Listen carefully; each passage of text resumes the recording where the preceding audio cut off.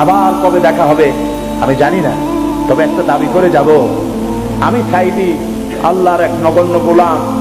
যেদিন আপনাদের কাছে খবর হবে সাইদি পৃথিবী থেকে বিদায় হয়েছে, আমি আপনাদের কাছে শুধু দোয়া চাইবো, আপনারা প্রাণ ভরে আমার জন্য দোয়া করবেন। আল্লাহ রাব্বুল আলামিন কিয়ামতে আমাকে যেন ক্ষমা করে দেন, আল্লাহ পাক তার জান্নাতের ভিতরে যেন জায়গা তৈরি করে দেন। আমি শুধু আপনাদের দোয়া চাই। আর কিয়ামতে আমি চাই যারা আমাকে ভালোবাসলেন, যারা আমাকে মহব্বত করেন, তাদের সংখ্যা আমি জানি অনেক অনেক অনেক বেশি।